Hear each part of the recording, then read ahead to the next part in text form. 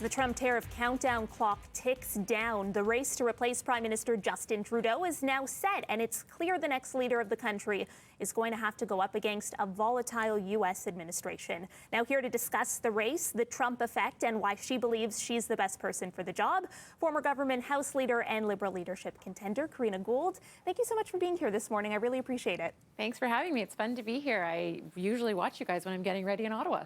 Well, thank you for watching. Yeah. I wanted to ask you something that I've heard you repeatedly say since the race began, and that's that Canadians have lost trust in the Liberal Party. You have held some very big roles in Trudeau's cabinet in the past 8 years. What responsibility are you willing to take for that? Yeah, look, I think that this is something that we just have to acknowledge as the Liberal Party of Canada and as the government, is that, for the past couple of years in particular, Canadians have been telling us that things are unaffordable. They've been telling us that it's hard to make ends meet. And I think we eventually got there, but it took us too long to listen to what Canadians were needing and what they were saying to us. And so for me, I'm not too proud to say that we've done some really good things, but we've also made some mistakes. And I'm here to acknowledge that we need to do a better job of listening to Canadians and to responding to them when they need us to. Did you bring concerns to the PMO, though? And I'm not asking you to, break cabinet solidarity here. I'm just curious, am I to interpret from that it was all Prime Minister Justin Trudeau, that he wasn't listening and responding? No, I don't think it was just the Prime Minister. I think it was kind of collectively us as a government that, we were very focused on the things that, we had promised to Canadians, but we didn't adapt quickly enough to the situation. And so for me, my brand and who I've always been as a politician is someone who listens to the grassroots. I've always been very involved in my community in Burlington and making sure that I'm hearing what they're saying and absolutely bringing that forward. And, part of politics is you bring ideas forward, you have those discussions. Sometimes your ideas win out, sometimes they don't.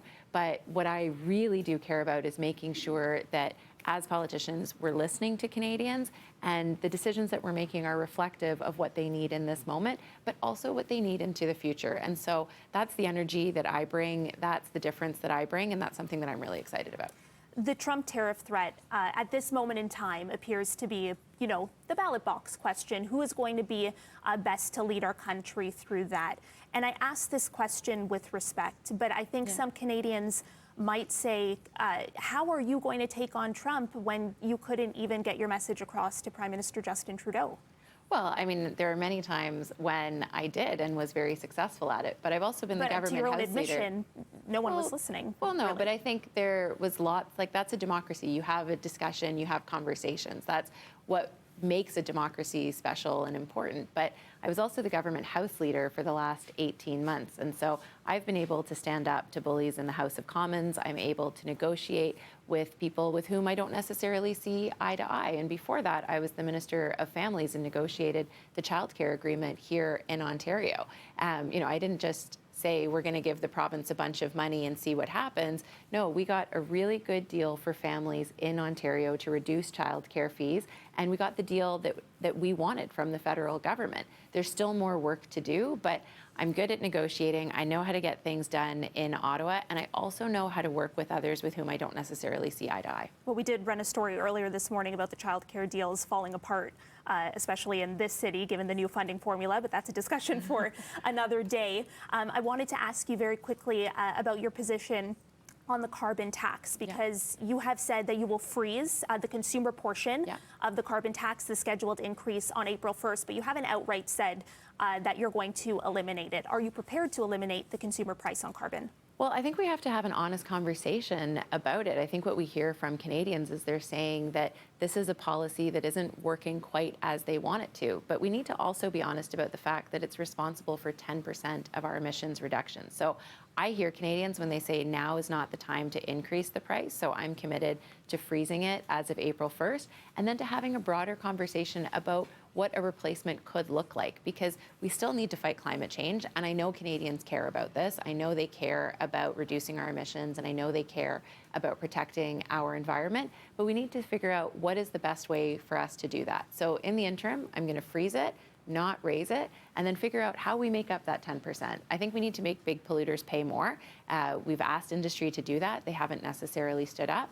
but I also want to make sure that we're providing Canadians options to make the kinds of choices that they want. We need to bring back and also increase the rebate when it comes to purchasing electric vehicles and hybrids. I would include gas hybrids in that as well, because anything we're doing to reduce our emissions is a good thing.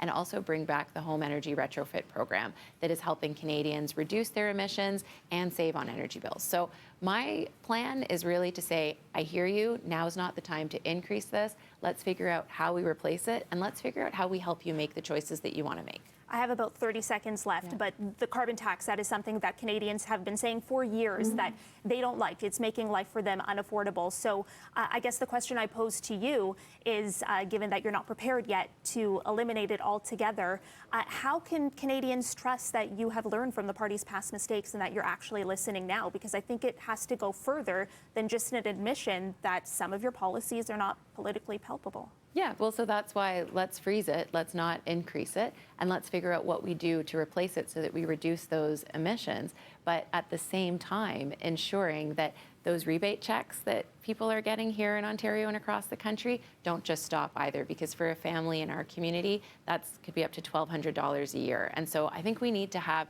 an honest conversation. Just because Pierre Poilievre says something doesn't mean that it's actually true, and in fact, often it's not.